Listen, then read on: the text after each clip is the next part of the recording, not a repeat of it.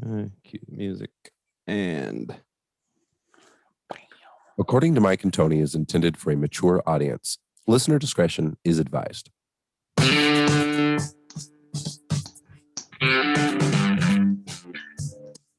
That's Tony's little riff that he made. I like it. I like it.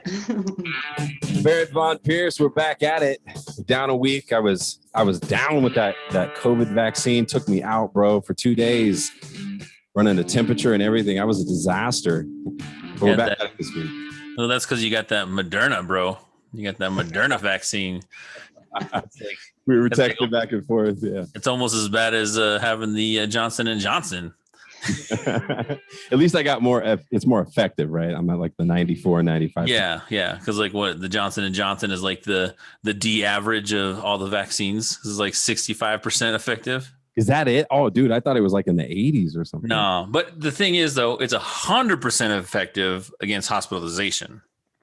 Okay. So, I mean, that's might get you. You might get some symptoms, but you're probably not going to die if you have. Yeah, you'll be all right. You'll be all right.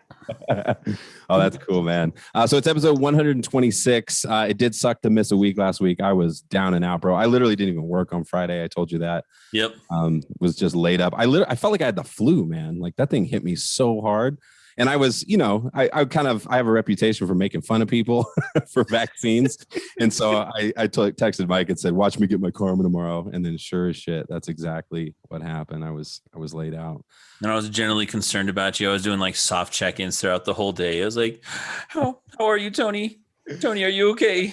It confused me, to be honest. I had to ask my wife. I was like, what does soft check mean exactly? He said, it's a soft check. What is it? She goes, that means he's not being invasive. He just wants to make sure you're okay. Yeah. But I survived, and I'm here to release another podcast. Pierce, we have a special guest today. Yes. So we have Maricela from Brutal Honestea Podcast. What's up, everyone? Yes, thank you for inviting me, guys. Yeah, super excited. I was actually looking forward to being on a podcast with you guys. So thank you. Yeah, it's a little bit different being the other end, right?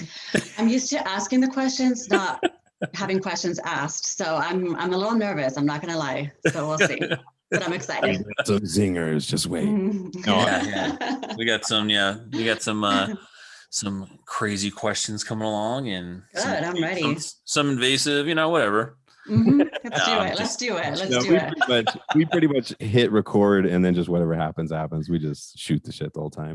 You know what? That's how we do it too. Like, it's just, that's the best way, because it's just more organic. And then sometimes you're like, what did I just say? But yeah, totally. Right. See, Mike was telling me beforehand, he's kind of like, you're like the equivalent of me on your show, and he's sort of the equivalent of Belen. So, and that's totally the thoughts. Remember the last one we did, or maybe it was the one before, I was like second guessing. I was like, man, I don't know if we should release this. Remember that shit I was talking about? Yep. I don't know if I should have said that. Like, I'm in my head a little bit too much. No, that's awesome though. But I did get a chance. I haven't listened to a ton. I've listened to about 3 episodes, some bits and pieces of it. You guys have a really good chemistry. I absolutely love it. And I think that's what people want now, is that like totally natural, authentic, real conversations, not scripted. It's not planned. We initially started like a little bit scripted, just kind of have like a little, like kind of like a laid out what we were going to talk about. And then it just became too formal for us. And so like, we just kind of go off and we really talk about anything and whatever we want. And sometimes we're all over the place, but it makes it fun. And Belen is just like, we're like polar opposites when it comes to like our personalities. Like, she cusses up the wazoo. I don't cuss. And so it's just like, we balance each other out. She's fun. She's a fun co-host. Yeah. She cracks me up. She's definitely fun. Yeah.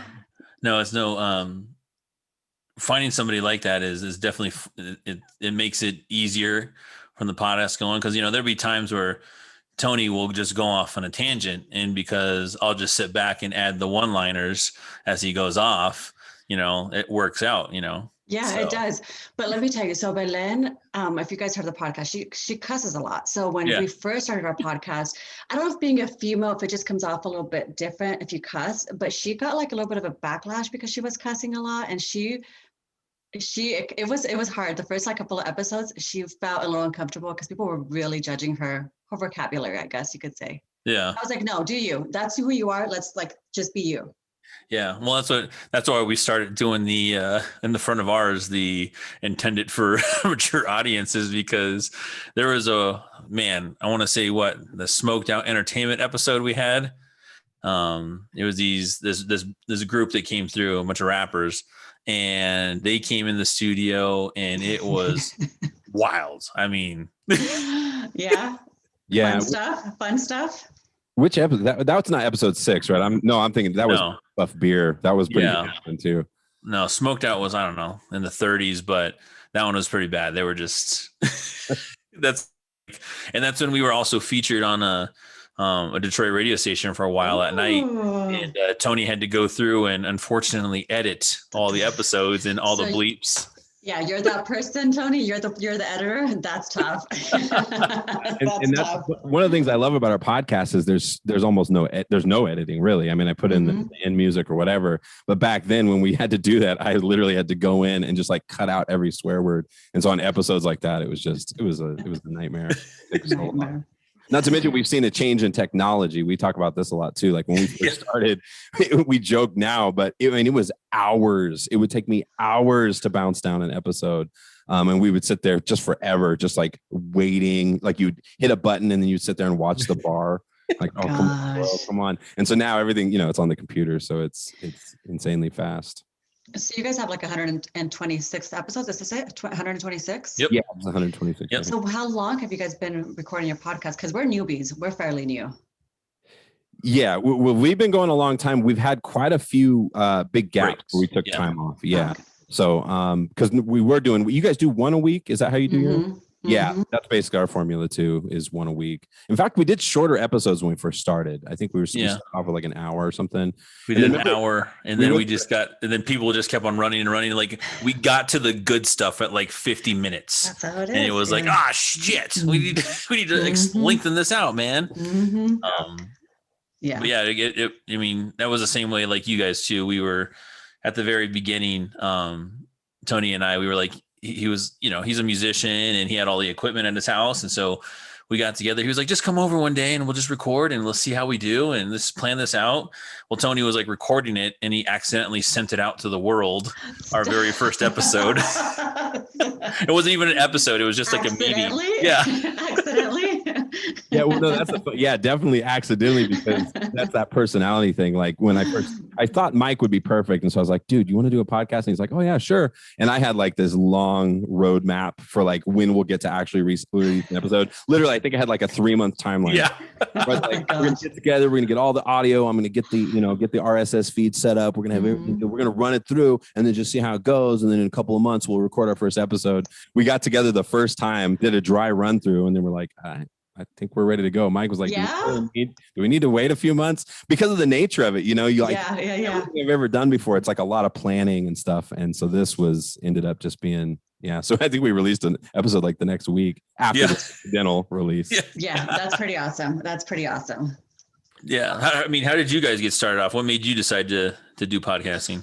You know what? I think we had kind of talked about it for a minute, but then like last year was super weird. Like politics, COVID, like there was just too much like media drama. Like it was just too intense and everybody was super, I felt like the whole world was like walking on eggshells. Everyone was like super nervous. And so we just wanted to create our own platform where we could just really talk about nothing serious. Like we wanted to just create our own space where we could kind of laugh at ourselves, laugh at life, and just kind of like just create like a light moment, because it was just really, and I think it also helped our mental health just to be able to like get together and just talk about whatever. And that's why we didn't want to, we were really focused on not creating nothing too serious. Like there's no politics involved. It's just literally, it's not educational. Like we're not looking to educate anyone. We're not looking to do anything significant, but just hopefully make people laugh and just enjoy, whatever time they have with us. And that's it. So that was kind of the reason. Okay. Yeah, that's awesome. Yeah. I mean, like when it came down to it, was it just like you were just talking about it one night, or it was like, hey, let's just do it? We had talked about it like months prior. And then I was like, are we going to do this or are we not? Let's do this. So we just, the whole thing, started buying the equipment, and then the whole tech part was so hard for us. Like it took us like 2-3 weeks to figure that out. And then once we got it, like we just went for it and just just did it. Just did it. Yeah, that's awesome. And then what I think it is that people like about it is they get into like this other world. Because I know like a lot of the podcasts I listen to, and like I said, I started listening to yours, and I feel the same way. You just feel like, oh, you like get to be a fly on the wall. Like you get to kind of be part of this conversation, you know, that's totally real and natural and unplanned. So no, I totally love it. I was digging into some of your earlier stuff. I was like what was it? I'm going to say the word wrong. Nawales or no, you listen to that because that was kind of, you listened to that episode? Yes, I did. Okay. That one, and then because I'm super into that stuff, like I get really fascinated by all. You guys were talking about the club, I guess in the '90s. I'm from California, so I wasn't always out here. Okay, so Mike might know this. Caporales. Yeah. Do you remember Caporales? Okay, so this is like I don't know if it's like a Mexican legend myth, but yes. So supposedly the devil appeared in Los Caporales. It was like a Mexican club. So Caporales was a Mexican club. It was like at the Regency off of like 38th over here. It's now the Metro College campus, part of that. Yeah. But anywho's, it was kind of like a shady place. And one night, and I just had this conversation with one of my coworkers. One night, this handsome man went into the club. He had a beautiful girl. He was dancing. He got on the mechanical bull. His boot fell off, and there was like a chicken's foot or a goat's foot or some kind of foot. And the place went blacked out. And the girl that he was dancing with went to the hospital. They never saw him again. And she had like a burned handprint on her back. If you look this up on the Westward, you'll find it. Like I'm not making this up. I swear. But that's funny that you listened to that because it was like one of those like legends that you heard here in Denver, like within the Latino community. Yeah, totally. I find that stuff fascinating too. Yeah, 100%. Like all that stuff. Like we've had a number of episodes. Our episode 13. Yeah. Okay. And it had to be 13. I'm gonna write that down. Yeah, totally. It's really, we were just starting out, but I remember we were talking about that Lisa Lamb. Have you ever heard of that? No. In LA. There was this chick that was like, gosh, I wish I had looked into this right before so I could remember all the details better. But it was this chick who was like in a hotel. And so she disappeared and they couldn't find her. So you remember that? And they found her like in the water. Yes. Sealed water tank. And the video surveillance, she was acting all crazy. Different. Yeah, it's kind of weird. I know. I was watching the whole documentary on Netflix on that. So weird. And so we were doing that. Yeah, go ahead, Pierce. Yeah. So when we were doing that episode of it, first off, like every single time, if you listen back at it, every single time we like mentioned her name and the actual like weird stuff that was happening, like it had a weird like stuff like in our voices.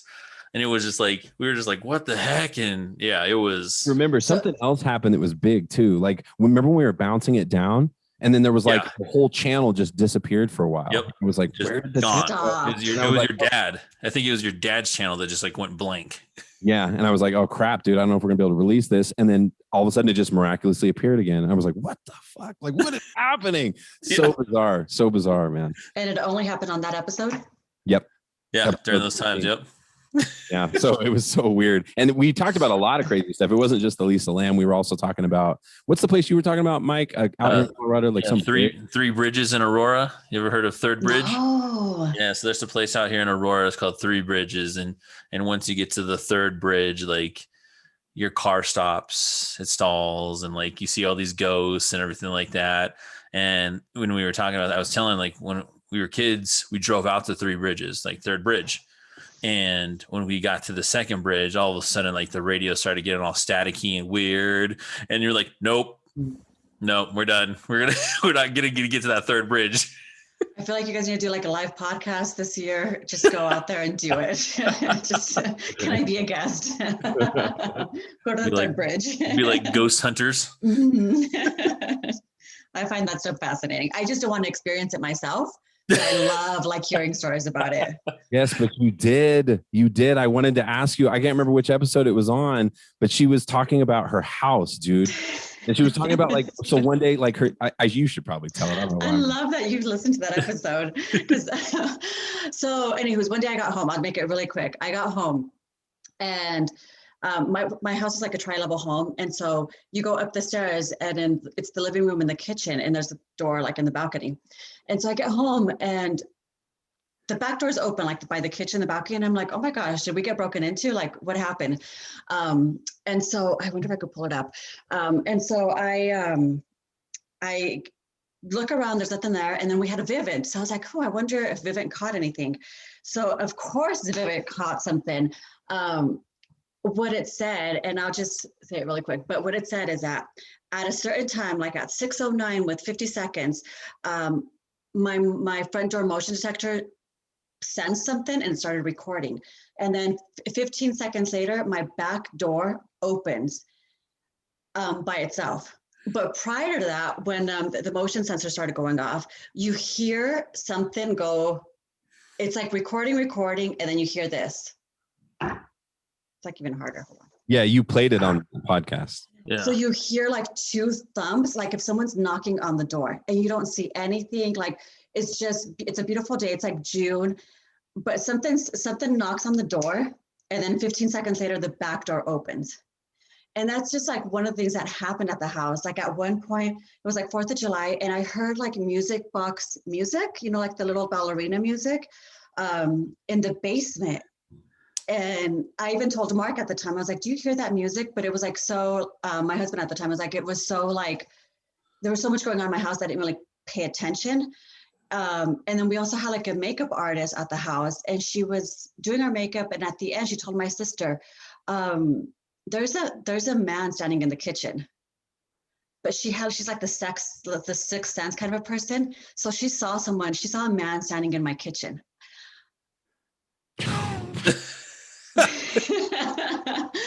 I have never felt uneasy at that. I've never felt uneasy. I never felt scared, but it was just too many events that occurred for it not to be like, okay. And it was like third-party events, like the makeup artist, Vivint. I heard the music box. Yeah, did you mention that? Did she mention that just now? Was I zoning out? The music box in the closet? Yeah, yep. Yeah, I just mentioned that right now. Oh, freaking great. But you know what I did not mention on the podcast, because I wasn't sure if I should mention it. And Mike knew or knows my ex-husband, but Mark was laying down on the sofa and he was like kind of falling asleep, kind of not. He heard a female voice tell him in his ear, "I hate you."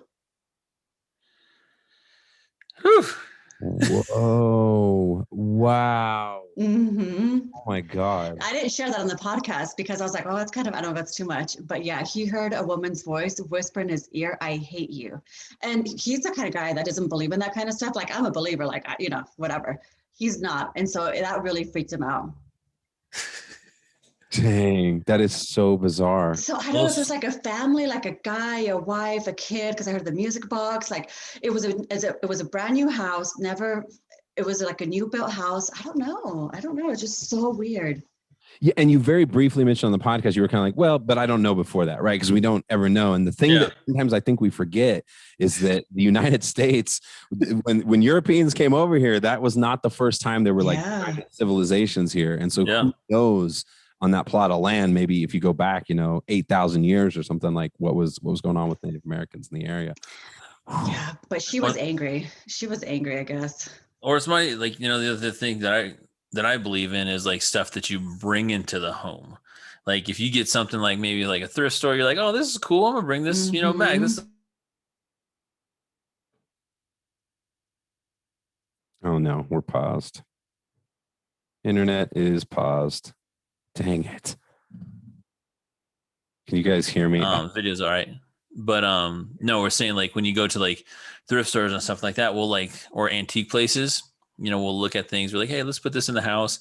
But every single time I say no on mirrors. Mirrors? No on mirrors. I've watched too many scary ass movies to know that the mirrors are a no-no. Like that's like a gateway to the other world, man. And if especially like that's somebody else's mirror and it was like in their house and weird, nah. Not doing that. And then that episode, Tony, that was before I worked at RAMCAD, that art school.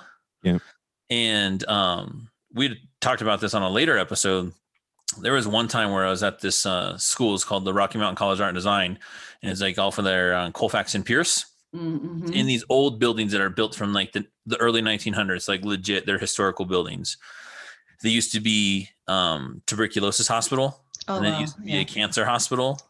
And so all these crazy things, right? Well, one day I'm in my office, and I'm always the first person there because I started early. And I'm sitting in my office, and I hear this like what sounds like typing, right? And I was like, "What is that noise?" I was like, "I'm the only person in this building right now. I know that." And so I got up and I was like looking around, like, look down the hallway. I was like, "What's that?" I was like, "What is that?" I was like, "Huh." So I sat down and then started doing it again. I was like, "What is that noise, dude?" I was like, "Oh my God." And so like I got went to track down the noise, like every scary movie you should, right? What you shouldn't do. And so I was like, "What's that noise, dude?" And so I walked into my boss's office, and she always has it locked. And so I was like, "Oh," but I was like, put my ear to the door, and I heard this like typing. I was like, "Tracy, are you in there?"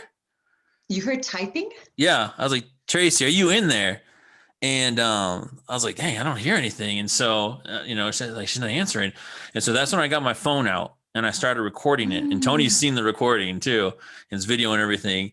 And I was like, okay, it's like nobody's in there. And so our offices were all they had windows on the outside. And she always left her blinds open to the outside. And so I went around the building and I was still recording. And I was like, looking inside there with the video, and there's just nobody in there, but you can hear the typing still. And I was like, "What is that? Oh my God." And yeah, it was, I would have freaked out. I would have ran. Well, and that's not the only story, because you're right, dude. Those buildings, in that whole neighborhood, because like I'm a teacher now, so I work at a middle school that's in that same neighborhood. It's on the other side of Sloan's Lake, and it's the same thing. Like I Googled one time when I was about to work there, I Googled something where I was like, "That's about to work there." I heard that they had made some video or something, so I wanted to see like what the school video was. So I YouTubed the name of the school, and when it came up, it was just like this list of like haunted stories, like all these stories about ghosts. And I was like, seriously? And I also worked at Rocky Mountain College of Art and Design, the same place Mike worked. And the elevator story too, you should probably tell that place is for sure haunted. But I was there late one night studying all by myself, and same thing, I like heard this like one of the doors was shaking. And I was like, "Oh, that's kind of weird. Is that what's going on?" And so exactly like Pierce, exactly like you should never do in a scary movie. I got up and was like, walked over there, and it started doing it. It was like the door was like shaking really hard. And I was like, no one was there. Everyone had gone home from the day. The door was locked, everything. I was like, okay, that is super bizarre. Of course, I went and got my phone. I come back with my phone, and that's where it got weird. Mike's seen this recording too, but I went over with my phone and I started recording the door, because it was shaking really hard. The instant I hit record, it stopped. And so I was like, okay, that's super freaking weird. And I'm just like refusing to take the camera off of it. And all of a sudden the bathroom door on the other side starts shaking. I turn the camera to the bathroom door and it stops, and the other door starts shaking again. And I turn back, and then I flip the camera to myself, like, I got to get the fuck out of here. And I immediately like packed up my stuff and took off. But it was super.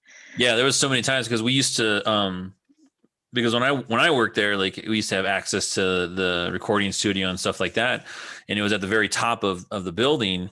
And like Tony was saying, there was one time, where we were the only ones in the building, and we know we're the only ones in the building, right? Because I had the key and I'd lock it up at the end of the night and everything, right? And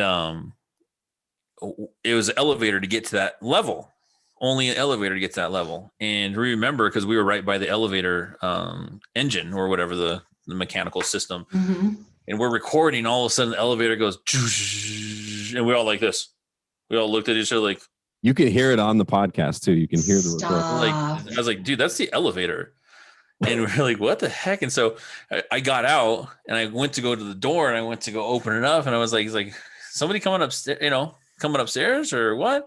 And opened up the door, and I looked at the elevator, and the elevator opened, and I was like, waited there for a second. I'm like, somebody come out of there? And then I looked and I was like, nobody in there. And I came back in and I told the guys, I was like, there's nobody in that elevator. Like, yeah, so bizarre. So that is super bizarre. when stuff like that happens, it's even hard to like comprehend what's happening. I feel like just because it's just so like. Because you always try to use reason and logic. You're like, nah, maybe it's just a short or something. Something happened. A short. Totally. Totally. Yeah, that's what I do. That was my survival at my house. I just justified it. The other thing that made it really creepy was we were on the 4th floor, right? Wasn't that the 4th floor? And so on that 4th floor, it's not like the other floors. Like there's barely anything on that floor. It's like this teeny little floor with like 2 offices or something, that weird isolated recording studio. So it's already kind of creepy if you're up there by yourself, and just because it's so tiny. And then all of a sudden you hear somebody like, even if somebody was in the building, you're like, what are the odds that they actually are coming up to this 4th floor where there's like nothing up here? Nothing up there but us. So terrifying. Holy smokes. And the elevators there are literally terrifying too. Or the elevator, right? Like you feel like you're going to die. It's like one of those super, super old ones, and it like shakes and you're like, oh my God. I literally I worked there for 3 years, I think, or 3 or 4 years. And the last like year and a half, I completely stopped. I just took the stairs every single day because I was convinced at one point that the cable was going to break. Well, at one point in time, the elevator reminded me of what was it? You ever seen the movie? You ever seen the show Big Bang Theory? Yes. And how their elevator never worked because of Sheldon. Yeah. Well, for a while, that elevator never worked, and so everyone always had to take the stairs. And it was like a good year that the elevator didn't work. And so I always joked around. I was like, it's like Big Bang Theory. It's like, this elevator just don't work. It's probably for your own safety. It's probably a good thing it wasn't working. That kind of stuff, I find it fascinating. I think it's so interesting. Like, I love, especially when you hear from someone that's experienced it. I love that kind of stuff. Yeah, absolutely. Yeah, your house thing terrified me, because that's always my fear is like if it's at work or if it's some other place, where I can get away. But it's always scared me about the house, which is why, honestly, my heart had to beat there when Mike was like, my fear is like bringing something into the house. I was like, oh shit, I never thought about that. Because like, I don't really know. Like my whole understanding of the whole thing is completely constructed by like movies and like the little bit of experiences I've had. But it's always seemed to me like there's 2 different types, right? There's like ghosts, which are usually like spirits of people who passed away or something. And for whatever reason, they're not fully resolved. And so they're kind of like in limbo. But then I heard you guys talking, I think it was the same episode about paranormal activity, right? But that's like a whole nother level. That's demons. See, that stuff is scary. I won't even mess with that. Like that stuff, that's not even funny to me. Like spirits or ghosts, I feel like that's interesting. But demons, that's a whole other level of like, no, thank you. I won't even. Mm-mm. And that's what I mean. Like when Pierce said the thing about it traveling, because I remember, wasn't it? I don't know if it was in that movie, but somehow I got in my head that like that's the difference between ghosts and demons. Like ghosts are usually tied to some location, whereas demons can like literally like go places and stuff. Terrifying. No thanks. Yeah. No. So my understanding of spirits, and I think I saw like a documentary, was it's people who like die but don't realize that they're dead. So it's like you have a car accident and you walk out of your car accident and no one can see you and no one's like acknowledging you. So you don't realize you're dead. You're just kind of like there. Okay. That's what I read somewhere. That's where that sounds familiar. Like your essence is still there. Like, there's that one weird story. I can't remember where I came across it, but it was like a couple were getting married that day. And on the way to the wedding, the husband got in a car accident. But he showed up at the wedding and everybody gives me goosebumps. I'm getting them right now. Like everybody saw him. And then they like got married. They went through the whole thing. And then he disappeared. And everybody was like, where the heck did the groom go? They couldn't figure it out. And then when they did the math on the time he was pronounced dead and the car accident and everything, it was before the ceremony. No way. There was like 45 people there that all said he was here. He married her. Like everything was legit. And then it's a true story. True story. I can't. Or deny. Let me see if I can find it. That's a campfire story, $1. That's a good one. I was getting goosebumps. That's crazy. Let me see if I can find any. I always joked around, and I've told this to multiple people that I wanted to make like a parody skit or like a parody movie about ghosts. Where it's like ghosts are usually the ones that are like inconveniencing us in our regular life. Right. Yeah. But I wanted to flip it around and be like, as we're the living are inconveniencing their life because they're like, they're sitting down eating breakfast, and all of a sudden, like, someone puts things down in front of them. Like, dude, I'm eating breakfast here, And it's so true. Get mad and they knock things over, and it's like. That's so true. It's true. Like, we're just living in two different like worlds, but we're living together. Yeah. Maybe, perhaps. Did you find $1? No, so far this is totally not legit. I'm sorry. Mo probably told you that at some point in time. That's his dad. Your dad, but I could see how something like that could happen. Like, maybe not, like, I could see how something like that could happen. Something similar like that could really happen. Just where a person's died and they visit someone and you don't realize they're dead. You know what I mean? I could see that being true or something similar. Yeah, bro, I'm so sad right now. Like, I can't. I mean, I guess I'm not. Just the fact that there's nothing. Like, I can't find anything remotely similar. Like, I was like, fictional story, like anything. Who told you this story? I wish I could remember. I feel like I saw. The groom told you this story, Tony. You're the groom. The truth is, I probably saw it on like a YouTube rabbit hole somewhere. No, you can't find it. Yeah. No. Yeah. Oh, I believe it. Yeah. Either way, creepy if it was creepy. Creepy stuff. No good if it's real. So now that you're in the podcasting world, switching gears here, Mm-hmm. What were your expectations coming in? Did you have any expectations, or? You know what? I actually do a lot of things in life without expectations, because I feel like sometimes when you raise expectations, you're like disappointed. So no, I was actually pleasantly surprised. You know what was my expectations? I just really hope that we were able to like be a good team together. That's what I was expecting, for us to be a good team together. It's been really cool to kind of be surprised of how many like friends and family have really like supported our podcast and listen and share our podcast. So it's always like, for me, it's always like humbling that people take the time to listen to us and like listen to our nonsense. So no, I didn't really have expectations. We just kind of, I was just really hoping that Belen and I would be like a good team together and it wouldn't be boring to like listen to us. So no, I've been pleasantly like surprised, and it's been pleasantly fun to like really do the podcast. Like, we really enjoy it. That's key. I love that you say that about not having expectations. I feel like that's so true of so many things in life. It's like people fall so in love with the results they're after, right? They're like trying to achieve this thing or whatever, as opposed to just embracing the process, having fun, enjoying the shit out of it, and then it leads to where it leads, and wherever it goes, where it goes. But it really is a great podcast. It's very enjoyable to listen to. And you're so sweet. You're so sweet. Thank you. Yeah, it's that feeling, like I said, like a fly on the wall. Like all of a sudden you're like, oh, I'm in this like conversation, these people I don't even know or anything, but hearing like different people's takes on life. And there's such a variety of human beings out there that I think that's a big appeal of it too. I think that's the funnest thing, is sometimes bringing friends. Well, you guys do that constantly. You guys are always bringing different people to your show, but it's just really fun to like really sit down. I find people fascinating. I feel like everyone has a story. It's just everyone, we all come from, we're just all different, and that's what makes it fun. So and especially when you're able to like sit down with friends or family and like just kind of ask them questions, and I think that's my favorite thing about the podcast, is just bringing friends and just having cool conversations. And yeah, I enjoy that. Yeah. Well, it's funny because it's like, when I listen to it, it's the, like it says, the polar opposite, because it's two ladies versus, me and Tony, or it's two guys. And so I just sit there and I'm listening, and I'm like, what kind of useful information will I have today?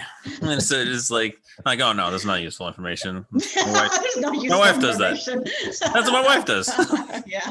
No, I think that's why I was excited about your podcast, because it's like, you're two dudes, and you guys also just talk about kind of whatever you guys want to talk about, workout, like teaching, like it's just really cool. It's just nice to like, I feel like you guys are more informative than we are, though. I don't know. I think we're not experts. I think there's even one of our main plugs is one of the guys that from Multiblazer. His name's Luke Cisna. He did a plug for us that said, "And remember, we are not doctors." It's so true. And that's the thing. I see. For me, I'm like, as I'm a teacher, and I sort of have that personality, like that, like very, very like follow the rules, get things right, don't make mistakes, kind of thing. which happens all the time. But there's so many times like that where I've just had to let go of it. And the funny thing is you feel like, oh, I made a mistake, or I said something wrong, or I shouldn't have said that, or that was inaccurate. But the truth is the people listening really don't they don't care. Well, right. Yeah.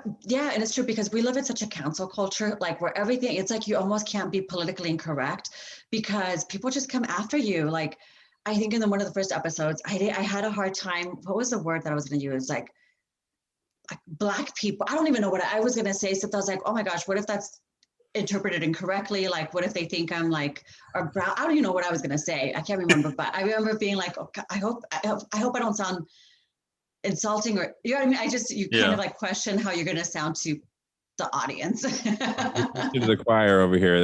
I'm exactly the same way. That episode, that's literally what we were talking about a couple episodes ago when I was like doubting myself. I was like, I don't know if I should have talked about that stuff. But that's what. And you're a teacher. You're a teacher. I think you're a teacher. Do your students know you have a podcast? No. Although, no, I don't. And that's why I put the explicit warning. And I remember at one time, because Lacey's a friend of ours who has been on. He's actually a big part of the reason I became a teacher. He's volunteers with kids. He's a military veteran, but he just does a lot of work with students. And so he came on and he would talk about. He's got this thing called Project Exodus. He takes kids camping and he works them out and stuff. He's got a background in like physical education, and so he was talking about it. Got me super inspired, and then it got me to be a teacher. And so then down the road, we're like talking, and he's always wanted to like bring the podcast and our school and stuff together. And every time I'm like, shoot it down immediately. I'm like, no, the shit I say on this podcast, like this is my outlet. This is where I get to just like be whatever, And I do. And I have a lot of those thoughts. A lot of times, I bounce things off my wife and stuff. I'm like, oh my God, should I be doing this? And I always realize like, I'm so thankful to have people like Mike around me. My wife's very similar to Mike, like just laid back, doesn't really trip on anything. And so it's always good to have those people to bounce it off where they're like, nah, I wouldn't sweat it. Don't worry about it. $1 bill. Your wife does not do the podcast, so you should not run podcast stuff through your wife. That goes through me. You gotta learn your priorities, bro. Yeah. No, I mean, I run it by her. Like, should I be so loose with the cussing and just talking about whatever? Or should I try to like, pull it back a little because I'm a teacher? There was a little bit of time when we did have that break, though. I remember you saying that because you were a little terrified of that, being like, oh, if I do the podcast and they're going to know, and, then I might lose my job and this and that. And then you were like, whatever. I don't think your podcast is too crazy. No. Yeah. No, I don't think it is either. But I mean, that's my person. Yeah.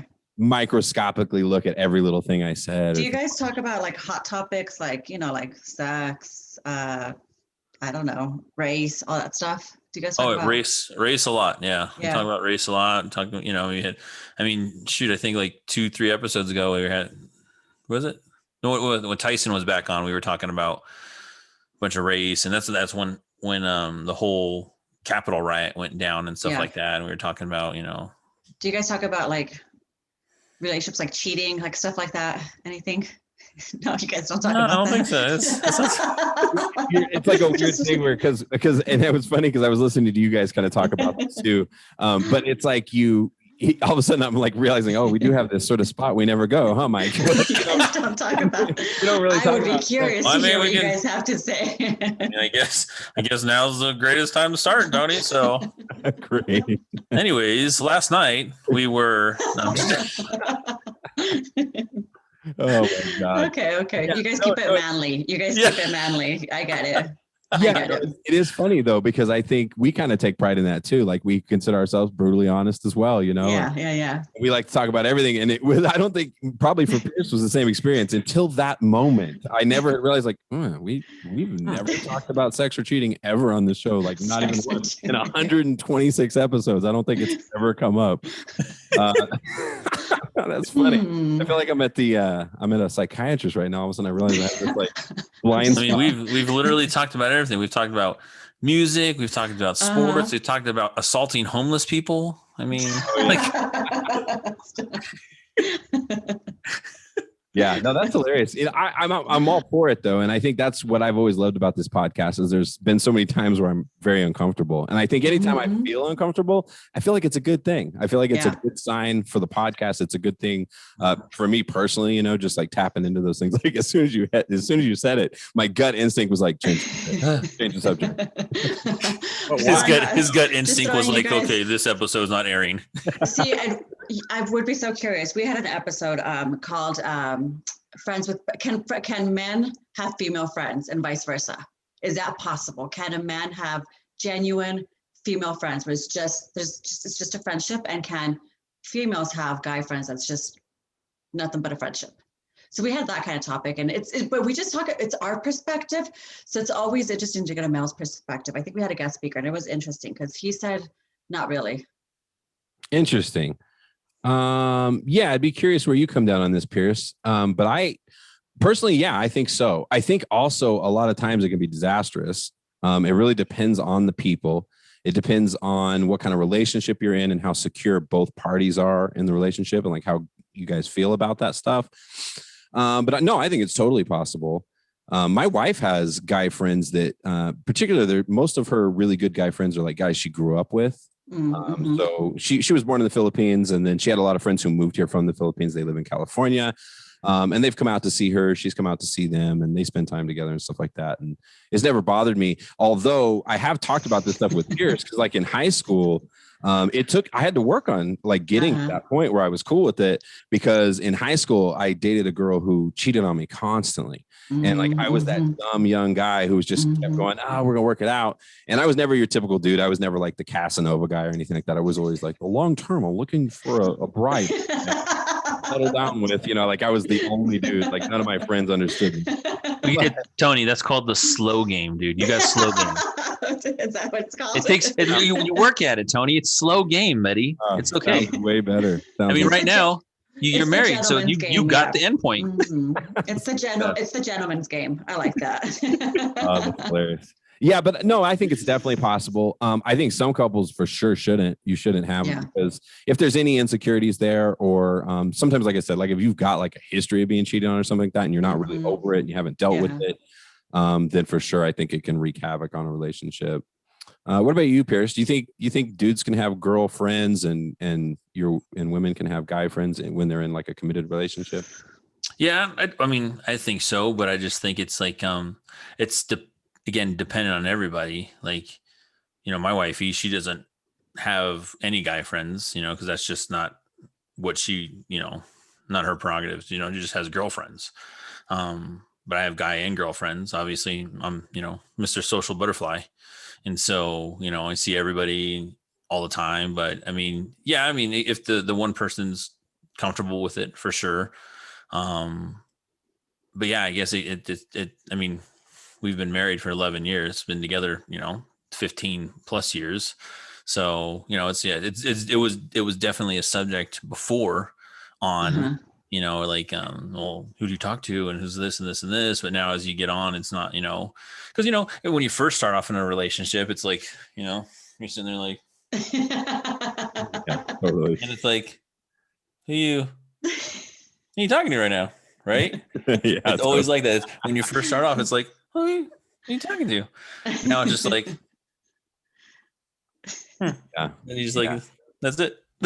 Yeah, and the experience I had too with the girlfriend who cheated on me all the time was, and that's why it took me a while to get used to it. We were like, it depends on what they're doing, because for me, I didn't know where the line was. Like I would be like too lenient with everything. Like, oh, we're just hanging out. Oh, you're just hanging out. Oh, okay. At his. Oh, you're hanging out at his house. Oh, okay.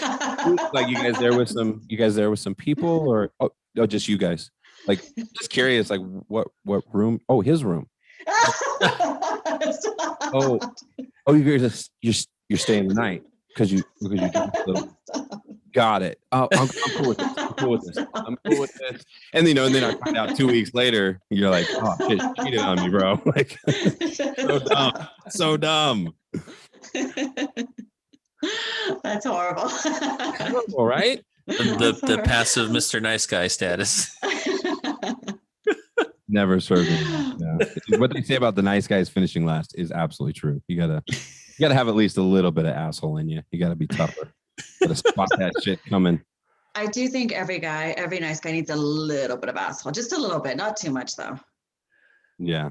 The older you get, I feel like as a female, you appreciate the nice guys more. Ooh, I really think there's truth to that for sure. Because I felt underappreciated when I was for sure. I would always be appalled. I'm like, really, that dude? Are you serious? But yeah, no, that's hilarious. I'm curious where your guys' conversation went. Like, how did it come down for you guys, or like, what do you think of that stuff?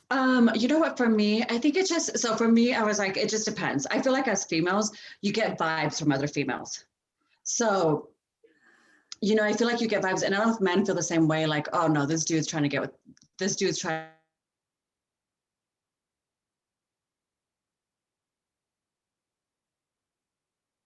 Off, that's when I kind of have an issue with it. Like, you could just feel when someone's trying to, like, I don't know, be extra nice, or she's just trying too hard. I don't know, but I'm okay with it if the energy is right. That's hilarious. Yeah, I think my wife would say the same thing. She's very much like that. It's like it depends on who the chick is. She can feel the vibe right away, like what's going on. Yeah, you could feel someone's intentions. Energy is real. Energy is real, and you could feel someone's intentions. So I think for me, it just depends on that. So I'm okay with it. I think it's possible. I think one of the funniest ones is where Tony didn't realize when that one fan of your band, when you were doing the music, buddy, remember? And she kept on liking all your stuff on the Facebook page. And then when she came to the show, you're like, oh, that's a really weird vibe, dude. I don't remember this. What? Yeah, you remember. And I had to tell you, I was like, no, that's weird, dude. That's fucking real. Like she's like trying to hit on me type of thing, or yeah, dude. And you didn't realize it? And you still don't realize it? Yeah. I don't remember. Who was this? Like, what? Give me something that I can remember. I don't know, dude. But it was like back in the day, and it was like when you were just doing the music only, and you were doing shows, and like this one particular person was like liking everything, and was like commenting on everything, and then like would show up to the shows. I mean, I've had a couple of weird things like that happen. I don't know the exact one. I don't know the exact one you're talking about, but yeah, damn. I wish I remembered it. It seems really bad that I don't know what you're talking about. So do nice guys not realize when a girl's kind of flirting with them? Yeah, probably. Does the fish? I would probably say yes.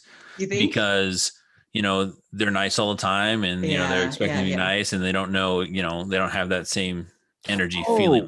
I know what you're talking about. I know exactly who you're talking about. The one that showed up with Ontario came to the show, right? Yes. Oh God. Now I know exactly who you're talking about. Yeah, no, that got weird fast. I've had that happen a couple of times in my life. Not always related to music either. Did I ever tell you about Hope? This chick Hope way back in the day that I did. She turned out to be psycho Mari. She was like I knew her. I barely knew her. We decided to go on a date. I was young and stupid. And so we decided to go camping together in the mountains. So, and this is not alone. This sounds like we're back to the scary stories. Tell me. I'm sorry to say it did get pretty scary. Like it got very creepy. In fact, like we started to kind of hit it off. So we were talking and stuff. Turns out she was a musician too. She played piano and sang a little bit.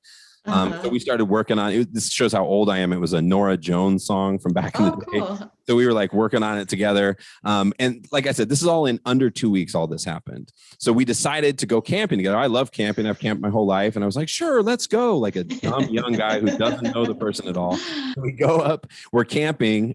We hang out, we have a good time. Where it got weird was we came back into town after like 1 or 2 days, probably 2 days up in the mountains. We come back into town and we go to her house. I drop her off. And then she's like, hey, you should stay. And I was like, stay, I gotta go home and take a shower. Like I'm taking out.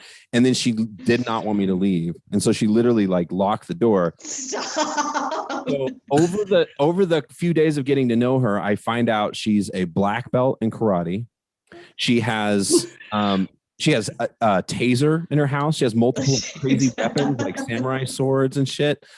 And she literally told me, she said, if you want to go, you got to get through me. And I was like, bro, no, like what? No, this is not me. You're going to kick my ass. This is not going to be good. It's going to be very embarrassing for me. Can I just go home?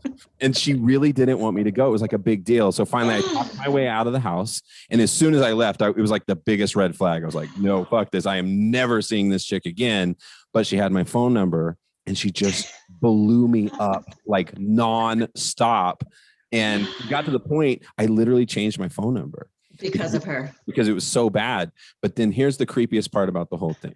So I changed my number. I have a totally different phone number. She doesn't know where I live, even though it was terrifying because we lived like 3 blocks from each other. But she didn't know that. And so like what she started doing was the reason I changed my number is because not only would she blow me up, then I would pick up and be like, hey, please stop calling me. And then she would be like silent. I'm like, yo, I know it's you. Like, are you there? And she wouldn't say anything. So then after a while, she would start calling at like 2 a.m, 3 a.m. Then when she would call, I'd pick it up and she would play that fucking Norah Jones song. She would play the song that we were going to do together.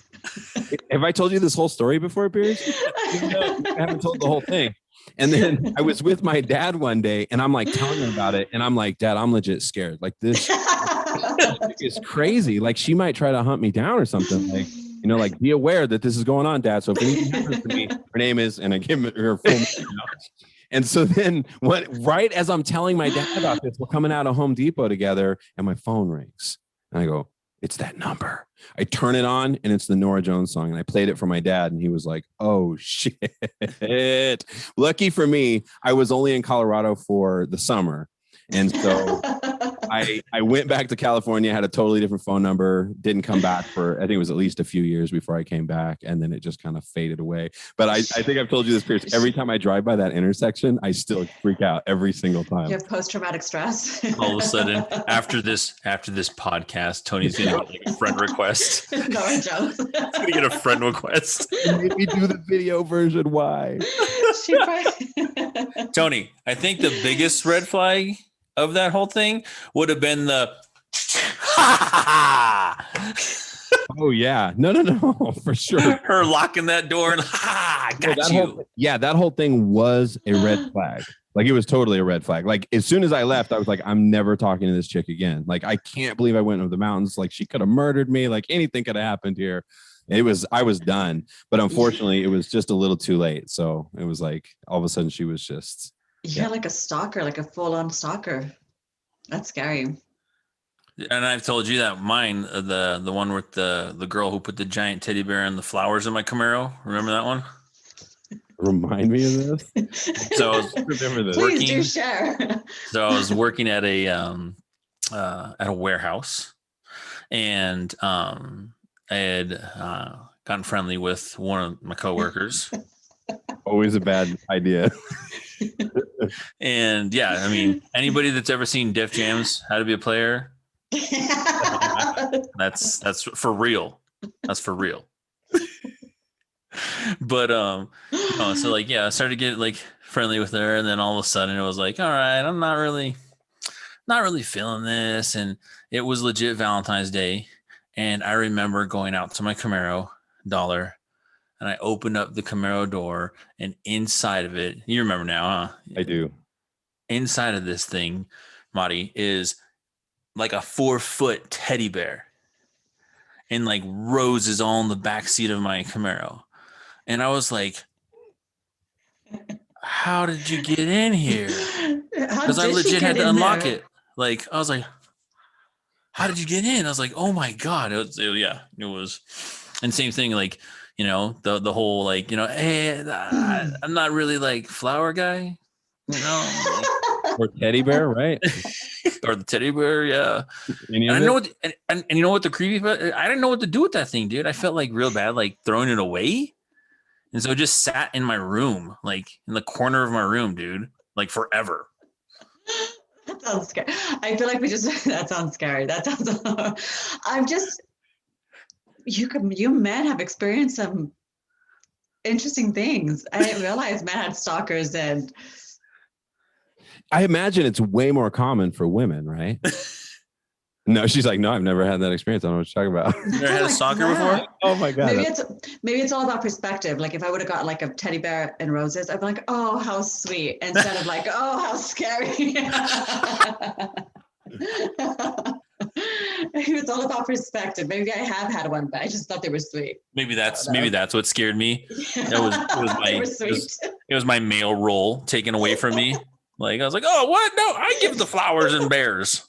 Yeah. No. And the terrifying part is like how she got it in your car, right? Yeah. The car was locked and everything. Like how the. Yeah. And you know what I felt like too? When I put that key in, I was like. It's just gonna explode. Yeah. I was like, I don't know that maybe this is like a mobster movie. Like, you know, she put roses back there to say goodbye, you know, like, I don't know. Yeah. So, but you worked with her, right? Yeah. So how did it end? Like what happened? It just got you quit your job. Weird, dude. Like weird. Oh no. That's the bad thing about the coworker thing. Like having a relationship with somebody that you work with is that if it goes south, you're stuck, bro. And like, well, you know what the thing is though, too? Like statistically speaking, they say that like, I think I told you this before, like 85% of like all married couples met through like work, you know, which is, again, you're like, it could go good or bad, obviously, you know, but. Yeah. That's interesting. I mean, technically that's you too, Dollar. You met yours through work-ish. Through my mom. Yeah, she worked for my mom. Yeah. See, you're part of the staff.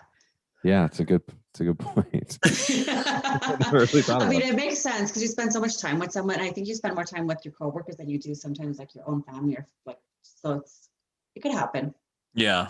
Now I know there's been people that have gotten offended by the terms work wives and work husbands.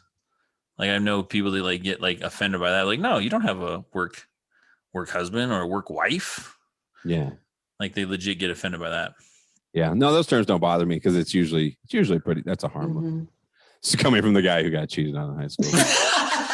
No, I'm sure it's fine. Oh, what's that? In bikinis they were hanging in your own. No, it was like in your own office, and you can lock the door. Why was the door locked? Oh, you know, private meeting. Okay, I get it. And you had to work overnight. It was a big overnight. Okay. That's fine. Yeah. Got it. And why do you need the Murphy bed in your office? I don't. Okay, yeah. You know what? That's fine. Yeah, that was a long time ago. I'm an old man now. Tony is confident in himself now that he doesn't have to worry about that ever. Good. I feel like don't say anything that's going to jinx me, Pierce. I'm going to text Myra right now and say, don't cheat on my friend. She's super comfortable with anything. Nothing seems to bother her at all. Like she's like really comfortable with that kind of stuff. Like if I have a friend who's a female or whatever, it doesn't bother her. Probably because it could partly be my personality though too. But he's never gonna cheat, bro. Because Tony's so oblivious to it that even if a girl was to like really like Tony's like, Hey, I'm learning all about myself on this podcast. Come on here more often, Marty. Figure out who I am. I mean, you're a nice guy. It's a good trait. It's a good trait. Oh my gosh, this is good. Hey, you know what we should do, Dollar? Oh, of course, yes. We should ask her the question that we asked every single guest that comes on this podcast. The question is, Dollar. So you're stuck on a desert island. Okay. Tropical island. It's beautiful. Okay. Beautiful. It's like a paradise, right? So you're there the rest of your life. You have all the food you could ever imagine, all the amenities. You're not needing for anything at all. The only catch is the only music you can have is one album for the rest of your life. A single album. Oh my gosh. So while you think of that, Tony's is hard question. What was yours, Dollar? So mine is Bob Marley's Catch a Fire. Came out in 1973. I always tell the story. I used to have it in my truck and it was just on repeat, like constantly for like several years. And it never got old to me. I loved it. So that would be it for you. That would be it for me. That's a good one, though. That's a really good one. Mike, I'm curious. And then mine was Gratitude by Earth, Wind, and Fire. Dang. That was 1975. So it's in the 70s too. Gosh, you guys have like legit ones. Well, and it's funny. We've had time to think about this, you know. But it's funny, you always put guests on the spot, and you're like, you must figure it out right now. Like if you did one album. Yeah. And you got to think about a few factors because there's some really great albums, right? And there's some albums I love, but could I listen to nothing but that the rest of my life? Ugh, that's challenging.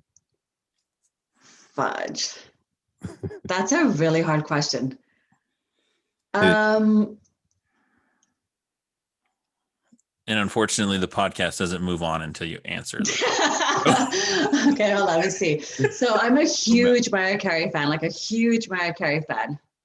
Like her old stuff, like her number one hits album. But I do love, so I'm Latina, so I listen to a lot of like Spanish music. I might have to be like an Aventura. Like an Aventura is like a bachata group, but I could just listen to their music all day and all night. So I would get Aventura, like their number one hits. Aventura, I'm gonna have to check it out. Yeah, it's like bachata. It's a little. I love it. Like that's my jam. Nice. So I guess I would pick that one. All right. Okay. All right. Definitely never had that one before. Yeah, definitely never had that one before.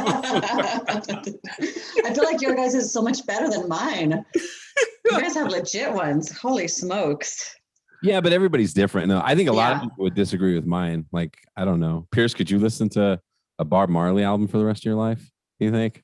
I don't think so. No, because I need like that happy vibe, that like like just like upbeat. I need to be upbeat because if I'm stuck on a fucking island by myself, you know, like some slow shit, just like da da da da da.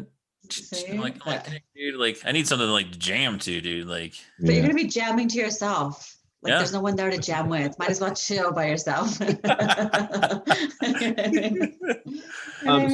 Mari, are you from Colorado? Did you grow up here in Colorado? So I've grown up in Colorado most of my life, but I was actually born in Mexico. So, so I was born in Mexico, but I've grown up in Denver, actually, over 30 years of my life. So. Oh, cool. Yeah.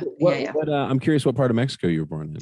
Jalisco. So like central Mexico, Puerto Vallarta is part of Jalisco. Oh, yeah. Oh, okay. Yeah. So I come from the state where tequila is made. So nowhere else in the world can they make tequila but Jalisco. So yeah, that's where I come from. Is that literally true, or like they just make? No, it's true. Wait, so they literally don't make tequila anywhere else in the world, or they don't make it as good? Oh, they don't. I didn't know. They don't. No. Mm-mm. You can make mezcal in different parts of Mexico, but you can't make tequila, but just in Jalisco. Wow, Pierce, that's a fun fact right there, bro. Right now. Tony was like thinking it was just like a slogan, like the Chick-fil-A, we invented the chicken sandwich. Like, nobody makes tequila like us. Like, I thought it was like that. I didn't realize it was like, no, literally nobody makes it. No. Only once. Literally. I think it's against the law. I think you can't make tequila anywhere else outside of Jalisco. And so there's a city in Jalisco called Tequila, and you could go and take a cool free tour, and you take like shots of tequila like at the end of the tour. It's really cool, and they show you how to like, they do the whole tequila from the beginning to the end. So if you're ever in Jalisco, might as well check out Tequila. Heck yeah, that's cool. I really didn't know. Pretty fascinating. I had no idea. Okay, that's cool. Yeah. Hey Pierce, sorry to take us on a tangent. I meant to ask you about this before. Did you see this? Because I've been finding out so much about my family. You know that on my dad's side, I've explained this to Mike before. On my dad's side, I've never known like any of my family. Like I knew my mom and my dad.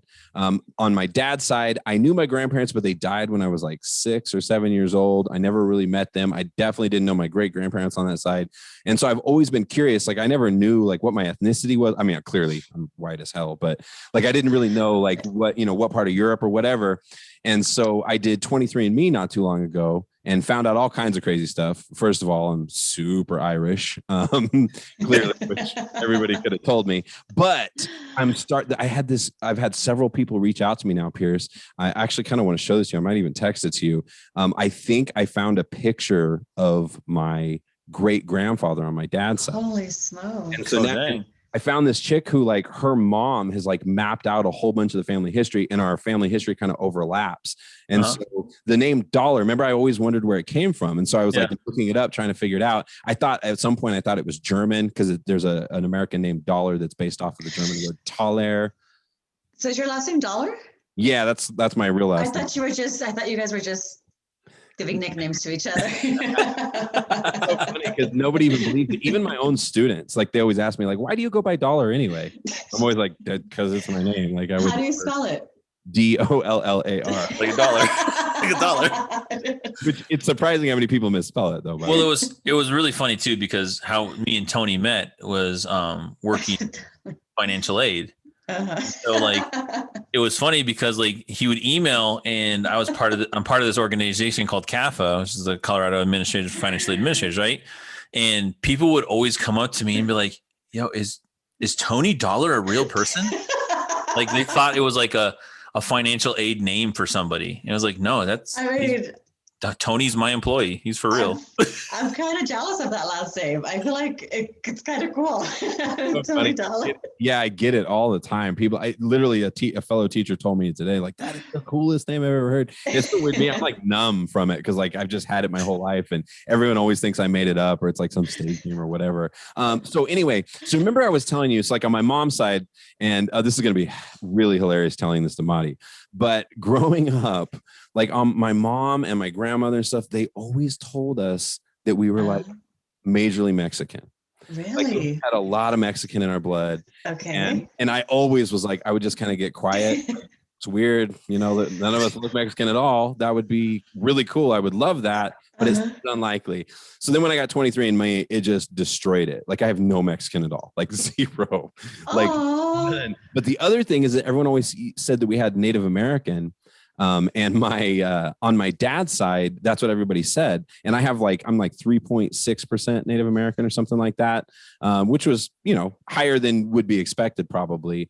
But it turns out that it's legit on my dad's side of the family, and that the name Dollar actually comes from a Native American adaptation where they adopted like an English name, and the original name was Dollar Hide.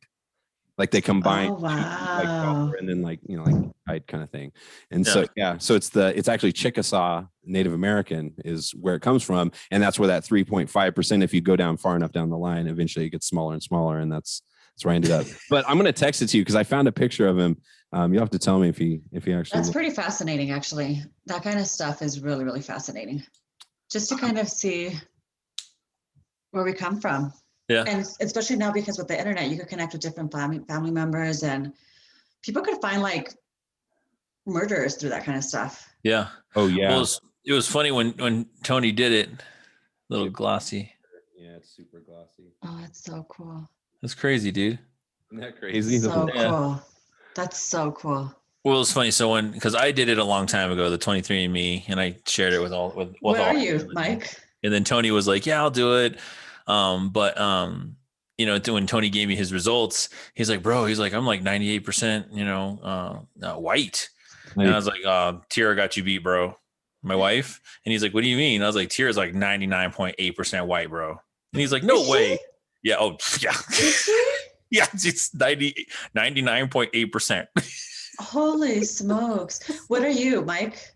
I'm all over the place. I'm Heinz 57. Yeah. So I'm like, European, Mexican, obviously, Filipino. But yeah, I think the most surprising part was the European part, because it's literally like 50% is I'm European, and but it's from what is it, like the Portuguese and Spanish Europe areas, but still they classify that as European. Did you guys ever watch the George Lopez show? He used to do this thing like, how black are you? Did you guys ever watch that segment? Where he had like Snoop Dogg and Jessica Alba. Yeah. And Jessica Alba was more black than Snoop Dogg or something like that. I can't remember. Well, it's funny because like when I got the 23andMe results, I always joked around like, as all my friends, like Jared, for example, I was like, when I came back, it said I was like 3.5% sub-Saharan African. And I was like, bro, I get it. I get it, dude. He was like, what are you talking about? I was like, I understand the struggle, man. I'm 3.5% sub-Saharan African, man. I'm basically African American. Basically. With your 3 point something, basically. I'm 1.8%. And you really? Yeah, and but that's not really. I don't think that's that significant. Well, it's all because most of life basically started in Africa. So I guess. Yeah. And we got deep on that before too, Pierce. Like the whole Neanderthals, because that's what's so crazy is that like it tells you like it doesn't tell you what percentage Neanderthal, because everybody has like a teeny percent. It's like less than 2%, or maybe even 0.2% or something like that. But way back in human history, Neanderthals and regular Homo sapiens like interbreeded. And yeah, Mike, it grosses Mike out pretty much. But it's funny because I was telling Pierce, like, I have very, very little. And so like compared to the general population, I think I have more than like 7% of the population. I have more Neanderthal genes than 7%. But all my relatives, bro, the one who sent me the picture and like has a whole bunch of our family mapped out, she has more than 48% of the general population Neanderthal genes, which is whoa. So let me tell you, Mari, about what the whole Neanderthal thing. So how it works is that Neanderthals back in the day made it with humans, which is how the species progressed, right? Because it's different. What's a Neanderthal? What is it? Like exactly. Caveman. It's like a caveman. Oh, okay. But we wouldn't consider them human? Well, no, they were the different species essentially, but kind of compatible. So what takes it even further is I was just saying, like, just to show you that how gross all human guys are for the most part, that if you had a Neanderthal woman, a Neanderthal man to a woman, it would never work. Like a Neanderthal man could never get a human woman pregnant. Really? It just wouldn't work. But a human man could get can get a Neanderthal lady pregnant, which is like, how does that work? Why? I don't know. It's just the way the chromosomes were. But yeah, a man can get a Neanderthal woman pregnant, which is, like I said, like makes it even more gross because it's like, then, you know, like it just shows you that human guys will literally fuck anything. So I believe that. I believe that.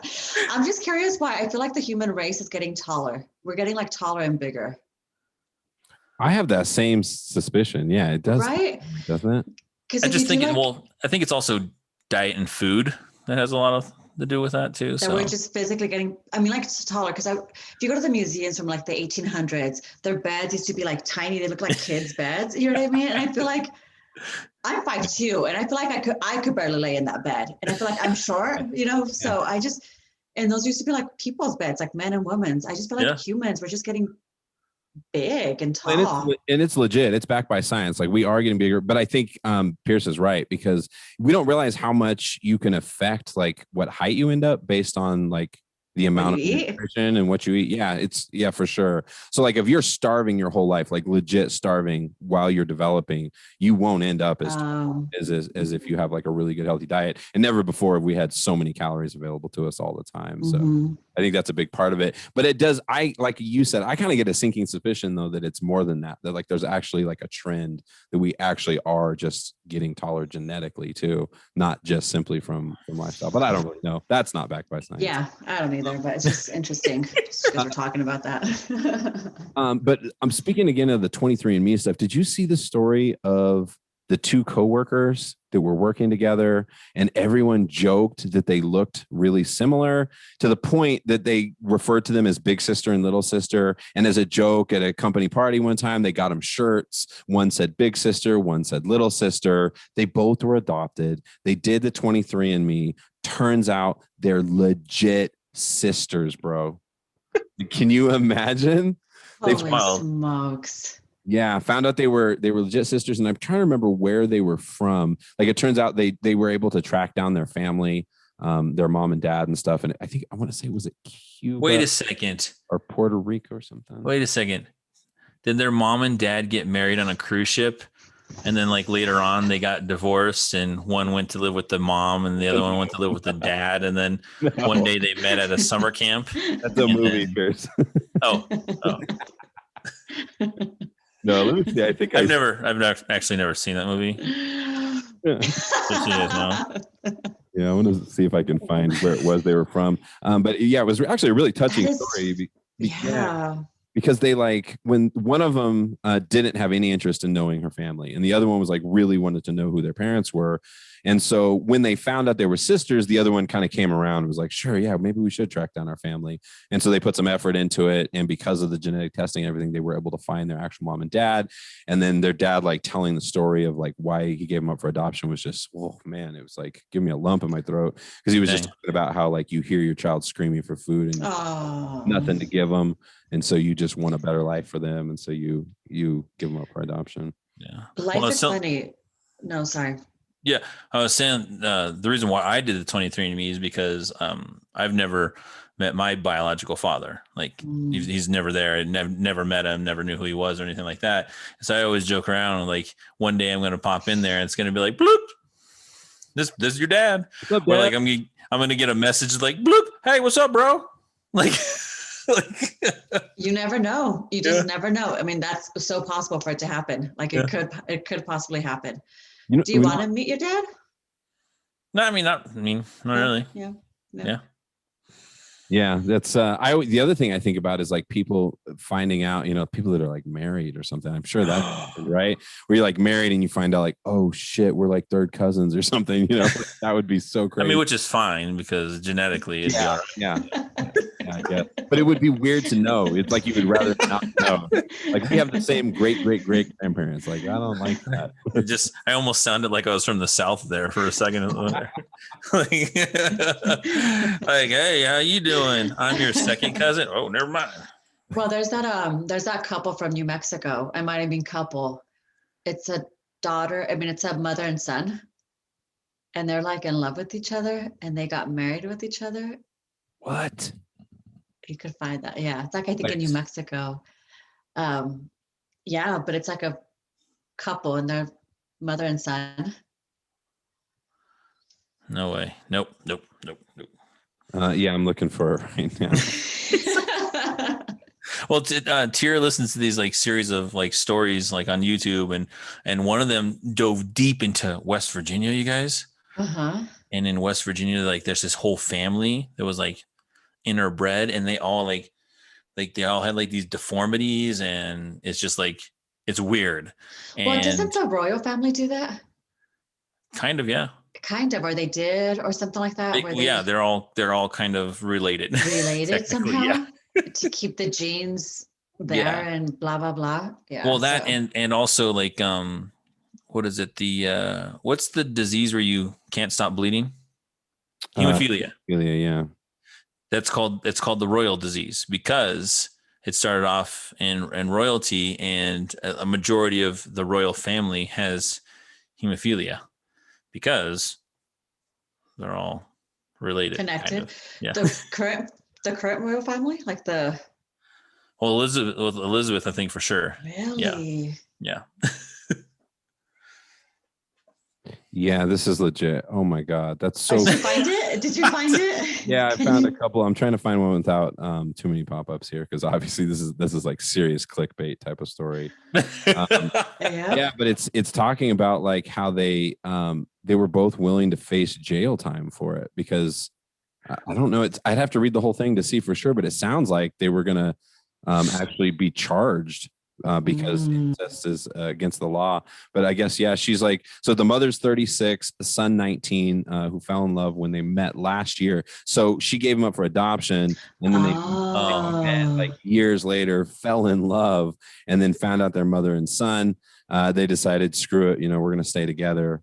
Let's see. So Monica Mares, 36, and her son, Caleb Peterson, 19 of Clovis, New Mexico, face up to 18 months in prison if found guilty of incest. The couple said that they are willing to risk everything to be together. Gosh. Jeez. And so they decided, okay, so they got like a lawyer and stuff. Who's the lawyer that takes that on, dude? Like, come on, man. How do you defend that? Got you. Love is love, bro. Love is love, man. Oh, that's so bizarre. Hey, yeah. That son was like, if you can't keep it in your pants, keep it in the family. Oh man. Well, she had him when she was really young. So she must have been, looks like probably 17 when she had him, because she was 36. He was 19. Wow. How bizarre. Yeah. Okay. Now it's getting weird here. Let me show you. Should we do some fun facts, Dollar, to kind of throw this off a little? Yeah, really quick though. Let me just show. This is where it gets weird, because she has this picture of him as an infant. Can you imagine? This is them right here. But can you imagine her showing you like, oh, here's you when you were a newborn? Like, oh yeah. So bizarre. Yes, please, Mike. It's so weird. Okay, fun facts. God. Yeah, that's yikes. Told you. It's crazy. All right. That is not. All right. Time for a little bit of those fun facts. So, squirrels, they cause an estimated of 10 to 20% of all power outages in the United States. Like dying, getting electrocuted, probably. Yeah. Really? I did not know that. Like chewing wires, or like jumping from wire to wire and like kind of weighing them down so they touch. And, oh my gosh. Yeah. I feel like that's a high percentage. 10 to 20%. Is that what it was? Yeah, 10 to 20%. I feel like that's pretty high. Yeah. Definitely pretty high. Wow. Wow. Well, here we go. The 10 oldest people to ever live are all women. Yeah, that sounds legit. Makes sense. Makes sense to me. Makes complete sense. Women, on average, women live longer than men. That's just kind of like a well-established thing. Yeah. That is not a fun fact. All right. Chocolate ice cream is often mixed with botched batches of other flavors to avoid waste and expense. It's called reconditioning. How dare! So other ice cream flavors are put into the chocolate flavor. So it's still ice chocolate cream. Chocolate is put into the messed up flavors. Maybe because it's a stronger flavor or something. It's a stronger flavor. It's more overwhelming. Yeah. Wow. This one right here. Walking on Lego bricks hurts more than walking over hot coals or broken glass. And they're hard. They can actually withstand 950 pounds of pressure. So the bricks will have no give and your skin will have more give than the bricks. That I can back that up, dude. I got 3 kids. I have stepped on way too many Legos in my life. And that is, I would rather walk on hot. Crippling, dude. Yeah, they're crippling. In 1838, France and Mexico went to war over pastries. And it was literally called the Pastry War. France and Mexico? Yeah. Who won? I'm so curious. Amazing. Here we go. This might come into effect with snowpocalypse happen with us. Okay. But clinomania is the desire to lay in bed all day. Is that a disease? No, it's like a mania. Well, I mean, I guess it could be a mental disease. That's crazy. How do you spell it? I'm so curious about this, Pierce. Clinomania or mania? Mania, yeah. Clinomania. That sounds like depression. Yeah. Really? We all laugh. I know, we all laugh at that. While you're looking that up, Dollar, this one I thought was hilarious. When Disney acquired most of 21st Century Fox, they left out Fox News and all their Fox siblings, the new siblings, out of it. They were like, no, thanks. Nah, we're good. Yeah. Like, nah, we're good with it. These are some good facts. Yeah. Yeah, and there's nothing. And actually going with more Fox News, back in the day, a defamation case was actually brought to Fox News, but it was dismissed after a federal judge ruled that Tucker Carlson is not a credible source of information. Yeah, no doubt. Yeah, Fox News has quite a bit of history with all that kind of stuff, right? Yeah. And all that. That's hilarious. Is that it, Mike? You're done? No more facts? No. Here. Okay. So, I'm the only one that probably go. Do you go to the gym at all? Marty? Like physically go to the gym? No, not okay. really. Well, mentally. Free weights at the gym, and this is gonna mess Tony Dollar up. This is why free weights at the gym have 362 times more bacteria than a toilet seat. I believe it, bro. That's why I stopped when COVID hit. I was like, no more. I got weights at home. I'm working out here, dude. Oh, that's so gross. I'm. Go ahead, Maddie. Were you gonna say something? But isn't money the same thing? Like, doesn't money have a ton of? Oh, totally. Yeah. No, it is the same thing. No, I'm like a total germaphobe. Like, yeah, very much so. Which was hilarious when I became a teacher because it was like my worst nightmare. You know, like all these kids running around, just they don't wash their hands and stuff. I remember where I was going to go with that. I was going to say something about that. The weights, Jim. Like the beard. I've been wearing a beard for how many years now? Oh my God. Yeah, But I never wore a beard before. I'd have a goatee or I'd be clean shaven. And then he had a fun fact one time that was saying that like it helps prevent illness and like actually protects you because you develop like these healthy bacteria, just like your gut bacteria and your skin bacteria. That if you have a beard, it can actually protect you from certain illnesses and things like that. And so I grew a beard. You were sold. I never sold. That was it. And how's your health? Are you healthier than you used to be? Healthier than ever. Robust. Yeah. So do you think it's true? Yeah. I mean, I think there's science behind it. It's like actually they've done studies on it. And I think I like it because it was in response to that whole thing. Remember that whole thing that was coming out that were like beards were disgusting and gross? Yeah. They were saying there was like fecal matter in beards and it was actually proven that there wasn't any fecal matter in beards. Right. And then that's when it came out. It was like, actually, it produces a lot of healthy bacteria that actually does protect your body. So, well, they say that all the body hair that we have as humans, it's with a purpose. Like it's to protect us, like our eyelashes to protect our eyes from the sun. You know, like so facial hair. So I could see how facial hair for men would protect you guys, especially like to think back in the day, you guys used to be the hunters, go out in the wilderness. You know, so I'm sure it does have a purpose. Yeah. So it makes sense. Yeah. Yeah. Well, and that's the reason. Like when you get like goosebumps and like the raise the hair on your arms. That's also like a defense mechanism because like back in the day when we were covered in fur and hair, it makes you look bigger. It puffs you up and makes you look bigger because the hair stands up on end. So interesting. I'm telling you guys, you guys are very educational. Yeah. Well, I mean, if Belen starts asking why you're growing all your hair out, then she'll know because I'm just trying to be healthier. I'm just trying to be a healthier person. Name of health. Yeah. I've missed the fun facts, Pierce. I'm so glad that you should bring those back every time. I love those, man. They good conversation starters, but also just like some of the stuff is so bizarre. And it's funny because over the years of you doing them, I remember so many times guests would challenge you constantly and be like, that's not legit, bro. That can't be real. And not once has it ever failed. If they make it to the show, it's been vetted.